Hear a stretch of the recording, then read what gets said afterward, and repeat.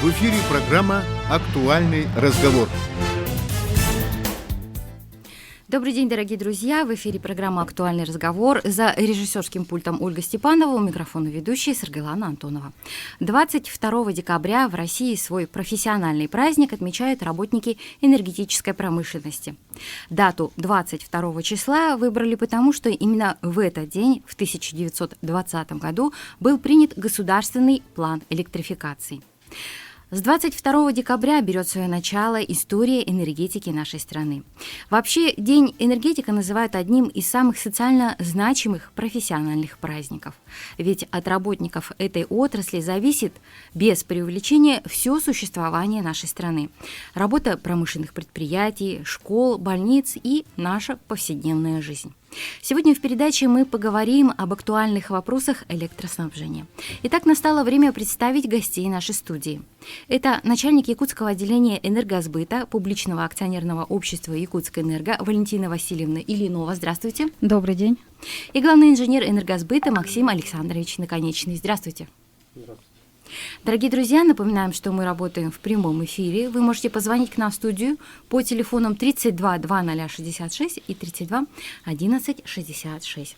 Ну что же, мы начинаем наш разговор. В этом году исполнилось 55 лет энергосбыту публичного акционерного общества «Якутскэнерго». Расскажите, пожалуйста, что на сегодня представляет сбытовой филиал «Якутскэнерго», в каких улусах и районах работает и каковы его задачи? Пожалуйста. Давайте на этот вопрос, наверное, я отвечу. Да, действительно, в апреле 2020 года нам исполнилось 55 лет. Наш филиал был сформирован в 1965 году на базе Якутской центральной электростанции. Была создана сбытовая служба РЭО «Якутскэнерго». Вот. Для сбыта и контроля за использованием энергии.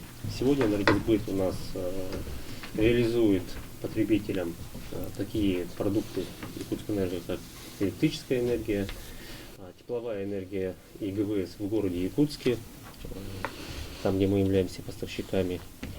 Мы присутствуем в 18 районах нашей республики. Это в центральном и западных энергорайонах.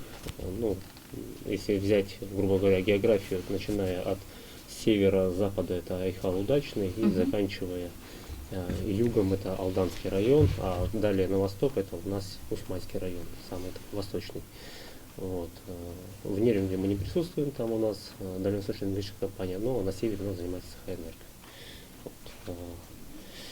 Поле деятельности, самая главная у нас задача это, грубо говоря, поставка энергоресурсов, продажа, и клиентоориентированность, и в первую очередь мы, можно сказать, фронт-офис Якутскэнерго по общению с потребителями. То есть, наверное, все в этом смысле. Какие направления деятельности энергосбыта за последнее время вы хотели бы отметить как наиболее знаменательные и важные? Самым знаменательным, наверное, событием последних лет для Якутскэнерго вообще это было присоединение Якутскэнерго к оптовому рынку в неценовой зоне Дальнего Востока, что в корне повысило, так скажем, надежность энергоснабжения нашей республики, потому что у нас электрическая энергия теперь, грубо говоря, может поступать и с Дальнего Востока, там, через Нюргинскую ГРЭС, либо с центрального, с западного Сибирского энергорайона через Викимпелиду, там подстанция, грубо говоря, то есть это повышает нашу надежность. Ну и плюс ко всему Якутскэнерго теперь может продавать электрическую энергию не только в пределах республики, но и даже на экспорт через единую систему России. Вот. Наши станции работают на оптовом рынке, это 3 станции, это Якутская ГРЭС новая, Якутская ГРЭС и КВГС. Вот. Хорошо. Хотелось бы узнать о новшествах, которые позволяют совершенствовать работу с потребителями. Что на сегодня внедрено? Отвечу, наверное, как все-таки руководитель сбытового подразделения, что для нас самое главное направление новшества – это развитие удаленных сервисов энергосбытовой деятельности, это возможность заключать договора, оплачивать за потребленную энергию тепло и ГВС в дистанционном формате. Плюс ко всему там работа, грубо говоря, с потребителями через сайты, через голосовые информаторы, контакт-центры. Тем более это у нас очень сейчас животрепещущее, ну, как говорится, по нашей ситуации с пандемией, это очень стало сильно востребовано. И мы даже замечаем, что народ стал больше и охотнее пользоваться удаленными сервисами. Хорошо. Дорогие друзья, я напомню, что мы работаем в прямом эфире. Вы можете позвонить к нам в студию по телефонам 32 2066, 32 11 66. Тема нашей передачи – актуальные вопросы электроснабжения. Я напомню, что гости нашей студии – это начальник Якутского отделения энергосбыта публичного акционерного общества «Якутскэнерго» Валентина Васильевна Ильинова и главный инженер энергосбыта Максим Александрович Наконечный. Расскажите, пожалуйста, вот о дистанционных услугах. Вы сказали, что люди как раз-таки начали чаще пользоваться этой услугой. Да, я расскажу. Сейчас удаленно можно сделать почти все. Единственное, что у нас пока не получается делать по-настоящему удаленно, это допускать приборы учета, когда нужно прийти к потребителю и сделать реальный допуск, посмотреть счетчик, поставить пломбу. Все остальное можно сделать удаленно. То есть с самого начала, если вы хотите заключить договор энергоснабжения, вы можете подать заявку на заключение договора удаленно, направив соответствующие документы. Если вы хотите допустить прибор учета в эксплуатацию, саму заявку на допуск прибора учета, и также на его осмотр, на его браковку также можно подать удаленно. Если вы хотите передать показания прибора учета, это также можно сделать через дистанционные сервисы. Тут же можно будет заплатить, тут же можно будет задать любой вопрос, который у вас возник в связи с исполнением договора, с расчетом какие-то вопросы. И что такое удаленно в данном случае? То есть я подразумеваю сервисы Якутскэнерго, сервисы энергосбыта. Это сайт Якутскэнерго прежде всего, там есть как личный кабинет, где можно сделать вот все то, что я перечислила. И также есть ряд сервисов на самом сайте, которые позволяют без регистрации в личном кабинете тоже, в принципе, все те же самые вещи сделать, и задать вопрос, и передать показания, и заплатить. Кроме того, у нас появилось приложение, которое работает на андроиде. Там то тоже... есть телефона мы можем, заплатить за услуги? То есть вы не просто на сайт заходите, вы скачиваете приложение себе, на телефон, как вот любое другое приложение, и по нему уже то же самое, весь полный функционал того, что есть на сайте в личном кабинете, то же самое можно сделать и через приложение. На самом сайте, я говорю, внизу есть сервисы, определенные, то есть можно записаться на удаленный прием, можно передать показания счетчика, можно оплатить, то есть, в принципе, все то же самое, задать вопрос. Вот это прежде всего наши сервисы, наши собственные, которые мы разрабатываем. Понятно, что есть и другое программное обеспечение, которое позволяет тоже ряд функций выполнить. А у нас звонок слушателей, давайте его примем. Алло, добрый день, слушаем вас. Алло, здравствуйте. Здравствуйте. Здравствуйте.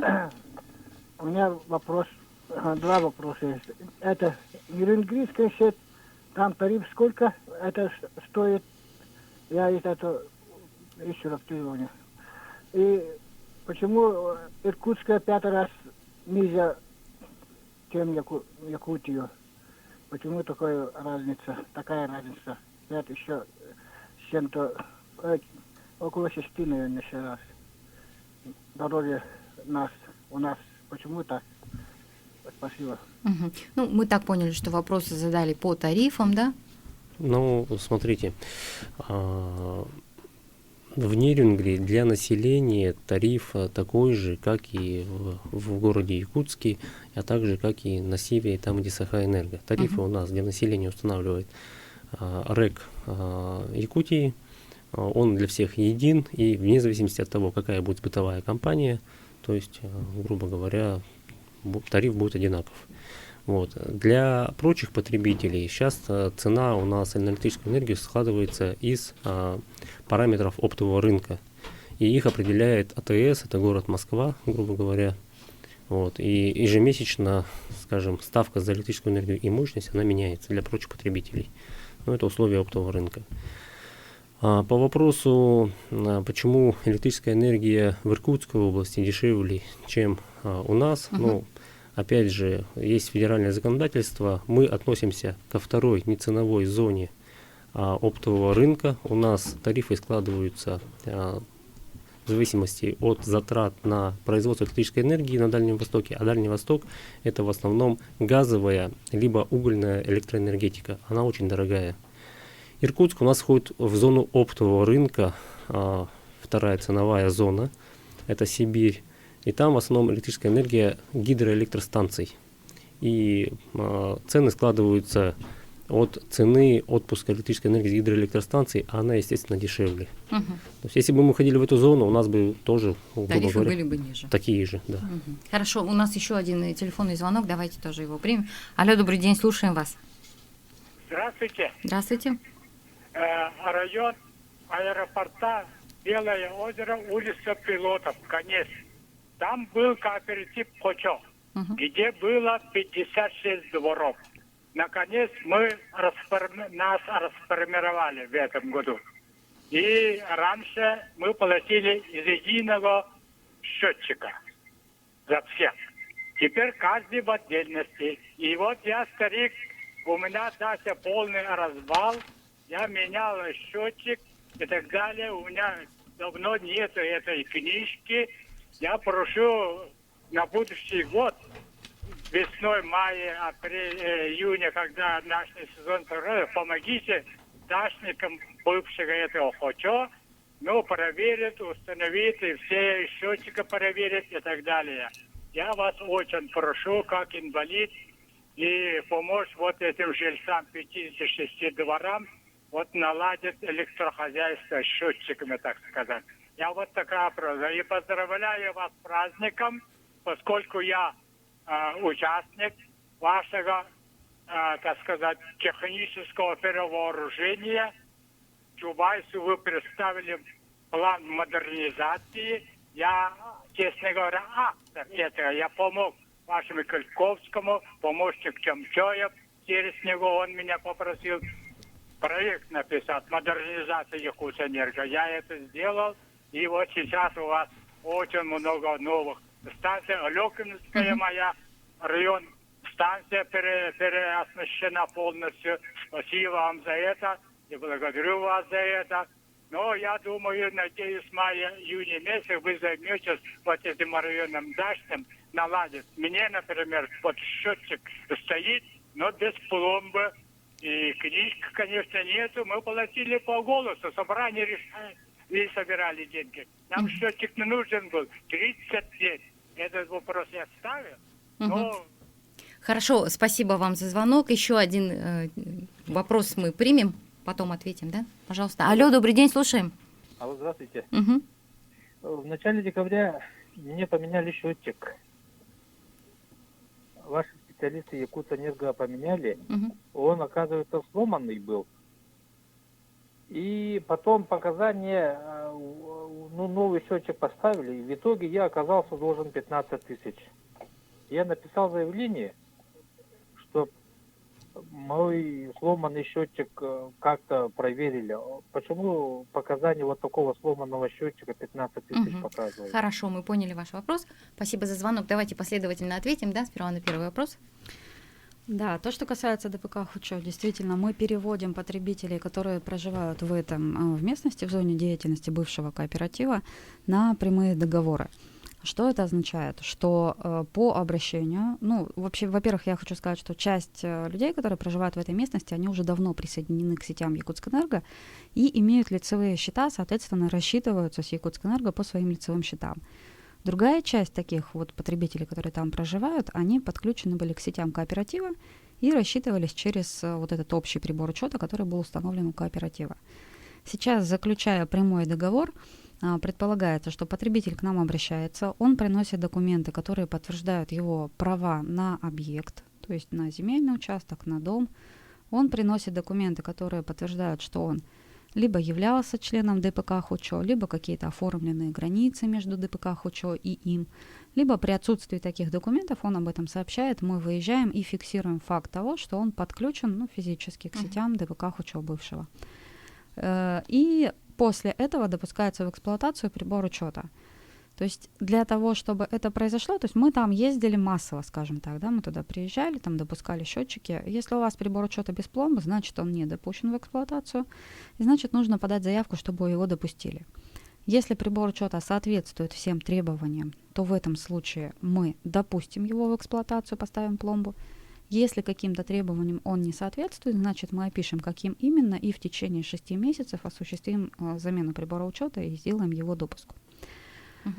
Также хочу сказать слова благодарности человеку, который был причастен к энергетике. Светлый праздник, светлый и теплый. Здорово, что вы позвонили, что мы имели возможность вас услышать. И второй вопрос по счетчику. Да, по второму вопросу, по счетчику, обстоятельства на самом деле не ясны. То есть для того, чтобы более подробно рассмотреть ситуацию, нужно знать адрес, номер входящего заявления, да, и посмотреть, в связи с чем там возникла задолженность. То есть это расчет по показаниям того прибора учета, который был установлен, что он ненадлежащий работает, да, и нужно делать перерасчет, либо какие-то другие обстоятельства. То есть в данном случае лучше, вот если человек писал заявление, то лучше узнать, кому заявление отписано, и дальше вот по этому пути пойти. Если не устраивает результат рассмотрения обращения, всегда можно позвонить в приемную Якутского отделения энергосбыта 49 79 83, либо записаться на личный прием, я веду прием каждый день с 15:30 до 16:30, либо попросить секретаря, чтобы по телефону связали, чтобы по телефону можно было предварительно обсудить проблему, сразу посмотреть, потом, может быть, все-таки прийти на личный прием, либо так удаленно отработать. В эфире программа «Актуальный разговор». Дорогие друзья, мы продолжаем нашу программу и говорим сегодня об актуальных вопросах электроснабжения. Я напомню, что гости нашей студии – это начальник Якутского отделения энергосбыта публичного акционерного общества «Якутскэнерго» Валентина Васильевна Ильинова и главный инженер энергосбыта Максим Александрович Наконечный. Напоминаю, что мы работаем в прямом эфире. Вы можете звонить к нам в студию прямого эфира по телефонам 32 2066 и 32 11 66. Ну что же, у нас как раз-таки телефонный звонок. Давайте его примем. Алло, добрый день. Здравствуйте. Я обыкновенный обыватель города Якутска, пенсионер. Мне хотелось бы узнать, чем мы провинились, живя в крайнем, вот именно холодном районе, что получилось у нас, тарифы повышаются ежемесячно или ежеквартально, чем вот эти Иркутской области, Дальний Восток и так далее. Почему так безбожно поднимают? Еще раз здравствуйте. Могу сказать следующее. Никакого ежемесячного или ежеквартального повышения тарифов ни в республике, ни вообще нигде в России не существует. Тарифы индексируются раз в год. Индексируются они федеральными властями. Это региональные энергетические комиссии субъектов. Они считают, грубо говоря, затраты всех энергетиков на производство электрической тепловой энергии и утверждают, как говорится, тарифы для населения и прочих потребителей. Я же еще до этого говорил, что затраты на производство электрической энергии на Дальнем Востоке очень высокие. У нас не самый высокий тариф в России вообще как таковой. Есть и выше тарифы на самом деле. Но они исходят из существенных затрат, фактических затрат энергетиков на производство электрической энергии. Вы же сами понимаете, что если, продавать электрическую энергию дешевле, чем мы на нее тратим, то у нас не будет потом средств не платить ни зарплату, ни перевооружать энергетику, а это надежность. Вообще можно остаться без энергетики как таковой. Хорошо. Валентина Васильевна, мы как раз-таки затронули в нашем разговоре дистанционные сервисы, да? Напомните, пожалуйста, радиослушателям, как вообще еще можно заплатить за свет, тепло онлайн? Да, я до этого рассказала про сервисы Якутскэнерго, то есть можно заплатить на сайте без регистрации в личном кабинете, можно заплатить, зайдя в личный кабинет, можно скачать приложение, где у вас будет личный кабинет, в кармане, можно сказать, на телефоне, да, постоянно с вами. Кроме того, есть и другие способы приема платежей. Прежде всего, это приложения банков, либо мобильные приложения, либо на сайте у банков вы можете заплатить. через... Очень много банков на самом деле принимают оплату, да, вот конкретно по вашему банку, которым вы пользуетесь, лучше уточнить. Ну, вот все знают почти, что можно заплатить через Сбербанк онлайн, Газпромбанк, Росбанк, ВТБ, Россельхозбанк. Вот это банки, которые точно принимают платежи. Я сама оплатила также через Тинькофф, например, да, вот тоже знаю, что они платежи принимают. Некоторые банки имеют с нами напрямую заключенные договоры, а некоторые работают через вот платежных так агентов, скажем, да, то есть они подключены к определенной системе, и вот нужно узнавать конкретно в банке, есть у них это или нет. Вы можете просто зайти в банк, попробовать ввести Якутскэнерго, где оплата услуг у вас, и вы увидите, сможете вы это сделать или нет. Чаще всего это можно сделать. Хочу сказать, что вот оплата в этом случае принимается без комиссии, ну, то есть затраты на обслуживание этих банковских переводов несет Якутскэнерго. С потребителя ничего дополнительно не взимается, да, то есть как бы вы заплатили в кассе, точно так же вы платите и через вот всевозможные такие приложения. Когда вы платите в Сбербанке, вы можете также передать показания прибора учета. Это очень удобно. Как их передать? Он дистанционно. Показания прибора, сначала на Сбербанке остановлюсь, да, то есть он сразу показывает поля предыдущие показания и те показания, которые у тебя сейчас. Если у тебя несколько приборов учета, например, горячая вода, электроэнергия, да, можно ввести показания по горячей воде, можно ввести показания по электроэнергии. Заодно посмотреть, какие были предыдущие, убедиться в том, что ты все вводишь правильно. Эти показания и деньги, и показания принимаются и потом попадают в лицевой счет потребителя, используются для расчетов. Единственный тут нюанс, когда вы платите через Сбербанк, нужно учитывать, что выгрузка сальдо происходит один раз в месяц. То есть если вы заплатили сегодня и зайдете завтра и попробуете посмотреть, прошла ли ваша оплата, да, вы не увидите это в приложении Сбербанка. Он предложит вам заплатить точно такую же сумму, какая была до этого. Раз в месяц выгружается, увидите вы изменения только через месяц, когда будете платить. То есть не стоит паниковать раньше времени. Бывает так, что человек иногда пытается заплатить заранее, то есть он еще месяц не закончился, или даже уже закончился, вот первые числа, но человек пытается заплатить за прошедший месяц. В этом случае, поскольку выгрузка еще не осуществилась, она бывает в любом случае после 5 числа. То есть где-то вот 5, 6, 7, вот так вот в этих районах, да. Вот, если выгрузки еще не было, то вы увидите точно так же свои данные за прошлый месяц. И люди иногда начинают паниковать, что не пришла оплата, или почему точно такая же сумма, как в прошлом месяце была. Это не точно такая же сумма, это просто сумма прошлого месяца. А увидеть, за какой период вы платите, очень легко на самом деле. То есть там написано период, прямо вот при внесении в форме, там написано 10, допустим, 10-20, то есть 10 месяц 2020 года. То есть видно, что это октябрь, ноябрь еще не выгрузился. Если написано 11-20, значит это за ноябрь уже сведения загружены. В общем, выглядит это так. Кроме того, стоит быть внимательным. Да, нужно вот внимательно все поля смотреть, потому что, не зная вот этого нюанса, можно подумать, что тебе что-то там обманывают или деньги твои не пришли. Это не так, все деньги всегда попадают на лицевой счет, потребитель в любом случае увидит свои деньги при оплате. Кроме того, есть также и другие приложения. Вот есть мобильное приложение Квартплата Плюс, есть система Город, вот через них тоже можно заплатить. И, в принципе, это все способы удобно. Все зависит от того, просто от личных предпочтений, где тебе лично удобно делать. Можно также заплатить через портал ГИС ЖКХ. И про передачу пришётчиков, показаний. То есть, в принципе, я рассказала. Сайт, приложение, там функционал практически как в личном кабинете, да, то есть что вы на сайт зайдете в личный кабинет, что в приложение зайдете, будет одинаково. Показания можно передать на сайте, это значит, там есть специальная форма, где вы вносите свои сведения, тоже точно так же передаете, даже без регистрации можно это сделать. Через Сбербанк онлайн можно передать показания, можно позвонить в контакт-центр, телефон нашего контакт-центра 8 800 122 05. И когда вы звоните по этому телефону, вы также можете выбрать дистанционную передачу показаний, то есть без общения с оператором контакт-центра.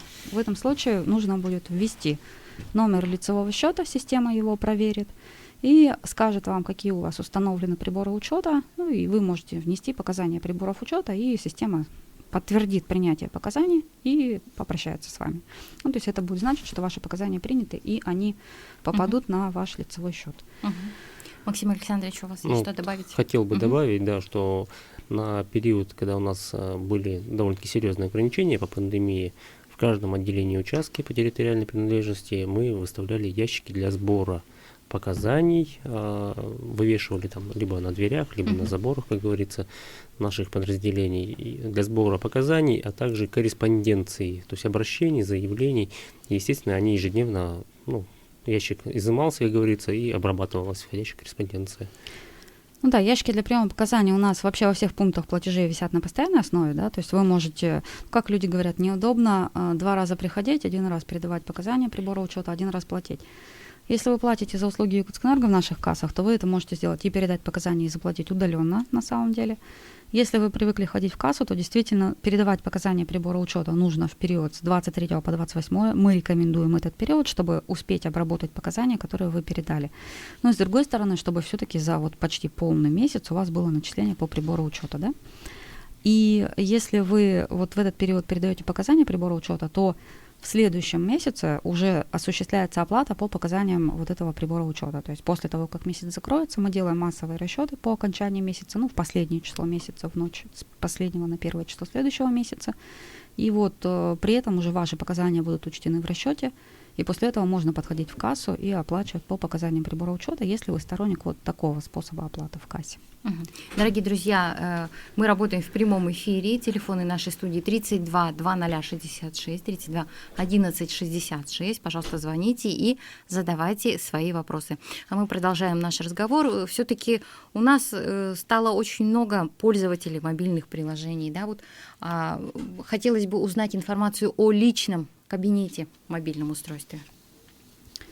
Ну вот немножко мы уже про это говорили, да, я уже озвучила, что да, у нас есть приложение, оно работает на операционной системе Android. Приложение можно скачать, соответственно, в Play Market. Скачивая приложение, вам нужно будет ввести свои данные, такие же, какие вы используете при входе в личный кабинет. Ну, то есть, по сути дела, приложение это и есть личный кабинет, просто вот такого вот карманного телефонного формата. По функционалу оно абсолютно такое же, никаких ограничений там нет. Все, что вы можете сделать на сайте в личном кабинете, то же самое можете делать и в приложении. Очень много обращений было по этому поводу, потому что в приложении работать удобнее. Ну, у нас, вот сами знаете, современная жизнь, да, телефон — это наше все. То есть как люди устанавливают, допустим, Сбербанк онлайн на своем телефоне, точно так же им гораздо удобнее не заходить через браузер на сайт, а пользоваться именно приложением, адаптированным к экрану телефона, и, ну, как бы, которое вот просто всегда с тобой. Ты зашел в приложение, ткнул в нужную кнопочку, иконочку, и все сделал, что тебе нужно. Вот, поэтому, да, это такое хорошее новшество этого года. Вопрос, который чаще всего все-таки задают наши радиослушатели: как в настоящее время работают кассы энергосбыта в городе Якутске, потому что вот в ноябре, в начале декабря были переносы, то один филиал работал, то другой, спрашивают. Мы открыли пункты приема платежей, которые у нас были закрыты, то есть мы действительно работали в усеченном режиме, ну, грубо говоря, у нас работал центр обслуживания потребителей вот осенью, кроме там небольшого периода, да, когда мы закрывались, а остальные кассы работали по очереди, то есть мы 2 кассы в одном районе делали так, что одна работает одну неделю, другая работает другую неделю. Это было сделано для того, чтобы часть персонала поставить, ну, администраторами, да, то есть людьми, которые помогают людям при входе там, с антисептиком, с масками, ну, то есть проверяют наличие масок, да, вот такие некоторые входные операции делают контроль, ну, и помогают определиться, куда пройти по их вопросу. Теперь у нас кассы, значит, работают все. Кроме того, мы традиционно перед Новым годом усиливаем работу своих пунктов приема платежей. Обычно очень много желающих заплатить в этот период. В Новый год без долгов люди так привыкли. Да. Это такая хорошая традиция. Поэтому у нас будет работать ряд пунктов приема платежей 28 декабря. Это кассы, которые обычно не работают в понедельник, да, то есть они будут работать. И 31 декабря мы также будем работать, ну, там в основном кассы будут работать до обеда. Праздник. Вот. И в новогодние сами праздники 4-5 января будем работать, и потом 9 января. Ну, конкретно перечень касс мы обычно размещаем на своем сайте в новостях, мы обычно в социальных сетях размещаем эту информацию. То есть какие именно пункты приема платежей, в какое именно время будут работать. Лучше всего вот это, например, в Инстаграме, грубо говоря, смотреть, да, то есть перед тем, как пойти там или запланировать поход на завтра, на послезавтра, вот посмотрите, убедитесь, какие пункты приема платежей работают. Ну и, конечно, хотелось бы затронуть вопрос погашения задолженности населению, да? Какие-то условия, может быть, изменились по реструктуризации долга для потребителей? Пандемия внесла свои изменения в жизнь всех. Как мы обычно говорим, да, у нас соглашение о реструктуризации заключается при условии погашения 30%, но с индивидуальными тоже рассрочками, такое бывает, и первоначальным взносом Сейчас вот в настоящее время наше условие – это погашение 10% долга. Но это для потребителей с большой суммой долга это существенное снижение, потому что вот действительно часто бывает, что 30% нет. Но мы и раньше такие заявления тоже в индивидуальном порядке рассматривали, просто сейчас это более быстрый подход. 10% есть, значит, по общему порядку заключается соглашение. Соглашение можно заявление подать, ну вот через все дистанционные сервисы, да, которые мы описывали. Такое заявление можно подать в Центре обслуживания потребителей на Федора Попова 21. Кстати, вот я, по-моему, не сказала или сказала, у нас есть классный сервис записаться на прием дистанционно заранее, да. То есть вот если посмотреть, люди очень часто жалуются на то, что они приходят и очень долго стоят в очереди. Ждут. Не нужно стоять в очереди. Запишитесь на прием. Записаться можно и на прием платежа, то есть вы можете выбрать время, выбрать дату, которая вам удобно, сказать, что я приду там в 16 часов вот 21 декабря. И вы подходите, в Центре обслуживания потребителей стоит электронная очередь, вы можете взять там талончик, ввести код, взять талон и подойти вот по тому времени, на которое вы записались. Точно так же можно записаться и к техникам. Ну, то есть, в принципе, вы можете одновременно записаться к техникам с разницей там, в 15 минут, в полчаса, там, как вы считаете, вам будет удобно, и в техникам, и на прием платежей. Вот. И, соответственно, и заключить соглашение тоже так же можно, да, то есть можно записаться удаленно, можно отправить документы на адрес электронной почты приемной Якутского отделения энергосбыта, если мы про Якутск будем говорить. Наш адрес электронной почты сбыт, и здесь Y, Y, да, сбыт, @якутскэнерго.ру, Якутскэнерго как на нашем сайте, то есть можно ввести там на русском языке Якутскэнерго, посмотреть, как это пишется в сайте. Документы мы принимаем туда, и документы также принимаются, есть у нас ящик для сбора корреспонденции, обычно, когда или человек не хочет в приемную идти, или приемная, может быть, уже не работает, а входная дверь открыта, да, некоторое время еще. То есть вот когда уже нельзя зайти вечером непосредственно в здание на Федора Попова 14/2, все документы можно сложить в ящичек. Он там стоит на первом этаже, мы там корреспонденцию также принимаем, потом обрабатываем, забираем оттуда. Ну вот, в общем, так. Вот такие Хорошо. способы. У нас вновь телефонный звонок. Алло, добрый день. Здравствуйте. Здравствуйте. Это из Якутска Федорова. Я хочу вас, пользуясь случаем, поздравить с наступающим Новым годом всех работников, кто нас обслуживает, дает нам тепло, свет, воду. Так вот в такой мороз у нас так дома тепло, и вода горячая, холодная, и свет. Это благодаря нашим труженикам, нашим вот таким неутомимым работникам. И я хочу их поздравить и пожелать им здоровья, счастья, радости. Пусть все у них будет хорошо. Вот это вот я хочу поздравить наших работников. И администрацию, конечно. Всех-всех, кто нас обслуживает, дает нам тепло, воду, свет. Всем-всем. Большое спасибо. Спасибо, конечно, большое. Очень рады, что нас так поздравляют от всей души. Хотелось бы сказать, что не только наша заслуга в этом, но у нас есть другие предприятия энергетики там в городе Якутске тоже, АО «Теплоэнергия», там, да, водоканал, там. Могу только присоединиться. Это общая совместная работа, да? Мы слышали, что вот в период пандемии с 1 апреля текущего года был введен мораторий на начисление пений за просрочку оплаты коммунальных услуг. А вот как ситуация с пений, которые были начислены до 1 апреля? Вообще Якутскэнерго провело акцию по списанию пений, начисленных до 1 апреля. Мы ее провели весной. Всем людям, которые подошли с определенными документами, заявлениями, мы списали пени, то есть вопросов здесь нету, идем только навстречу. Естественно, мораторий по начислению пени с 1 апреля до конца года, он действует, мы никому пени сейчас не начисляем. И также предлагаем людям оплатить задолженность без начисления пени, там, какой-то оплаты. То есть, это касается физических лиц, а вот есть ли списание пени для юридических лиц? Акция в конце года у нас проводится по списанию пени, тоже по заявительному характеру. Как мы уже говорили, мы клиентоориентированная компания, всегда идем навстречу своему потребителю. У нас вновь телефонный звонок. Алло, добрый день. Алло. Алло, здравствуйте. Здравствуйте. Во-первых, хочу поздравить вас с вашим профессиональным праздником, чтобы у вас все было хорошо и в семье, и с наступающим годом. и пусть вот эта вот пандемия вас никого не затронет. Вот. У меня вопрос такой. Я вот злостный как бы не плательщик, ну, это из-за того, что из-за пандемии там все, сам многодетный отец и инвалид средней группы. И то, что вот в связи с этими праздниками у вас есть какая-нибудь там скидка там или прощенные дни, там типа такого.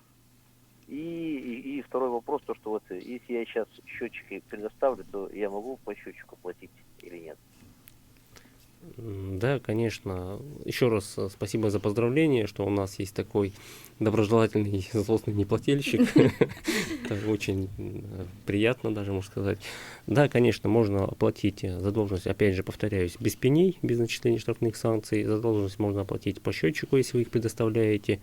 Данные, то есть, ну, если вы не предоставили данные, вам начинали там каким-то расчетным способом по нормативу, то, естественно, при предоставлении показаний будет сделан перерасчет. Не факт, что он будет сделан в этом месяце, а в следующем месяце, потому что показания передаются с 20 по 28 для того, чтобы просчитать. Да, в общем, и да, мы идем навстречу нашим потребителям и предоставляем рассрочку по оплате. Почему нет? Угу. Ну и традиционно к профессиональному празднику, ко Дню энергетика, вы обычно проводите акции, да, для добросовестных потребителей. Расскажите, пожалуйста, о нынешней акции, какие-то номинации будут, да, при розыгрыше призов? Да, конечно, ежегодно мы проводим акции для наших потребителей, добросовестный плательщик.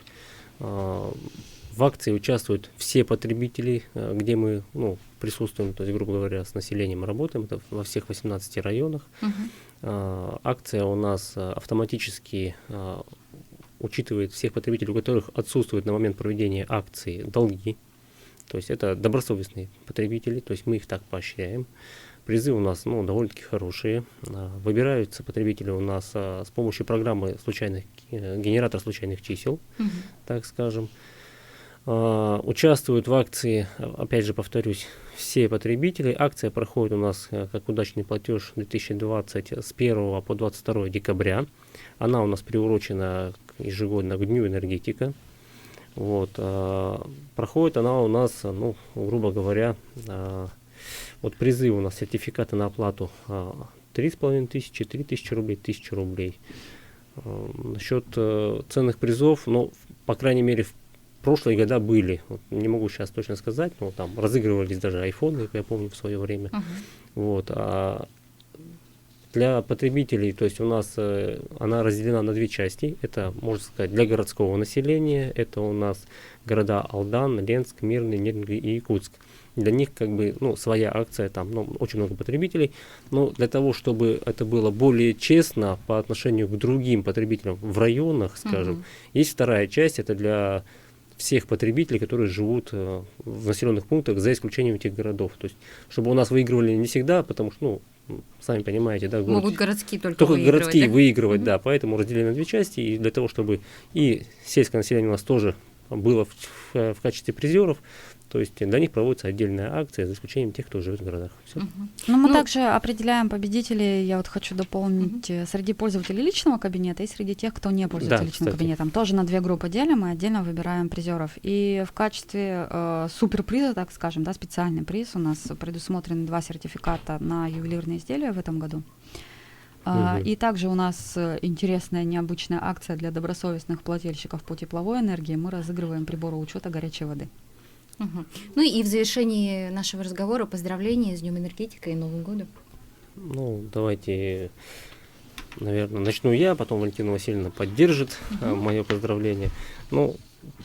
Прежде всего поздравляем своих коллег с этим замечательным праздником, Днем энергетика. День энергетика у нас всегда проходит, как говорится, в самую темную ночь года, самый короткий день. Чтобы энергетиков как можно меньше вспоминали, потому что когда вспоминают, обычно ругают. Давайте вы не будете нас вспоминать до конца года, потому что у нас все хорошо. И у вас все должно быть хорошо. Да, я бы тоже хотела особенно поздравить своих коллег из генерации, коллег из наших филиалов сетевых, которые занимаются передачей тепловой, электрической энергии. Вот это вот первые энергетики, главные люди, да, на которых все держится. И коллег республиканских, ГУП ЖКХ, АО Теплоэнергия, Саха-Энерго, то есть все наши коллеги, мы очень рады, что мы в такой большой семье энергетиков. работаем. Ну что же, спасибо вам за очень интересный и актуальный разговор. Действительно, поздравления с наступающими праздниками. Дорогие друзья, это была программа «Актуальный разговор». За режиссерским пультом была Ольга Степанова. Передачу подготовила и провела редактор Сергейлана Антонова. И сегодня мы говорили об актуальных вопросах электроснабжения. До свидания, до следующих встреч.